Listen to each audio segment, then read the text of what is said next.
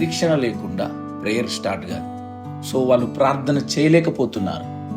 ప్రార్థన చేయలేని వాళ్ళందరికీ కారణం ఏంటంటే దాని విషయంలో వాళ్ళ నిరీక్షణ స్విచ్ ఆఫ్లో ఉంది.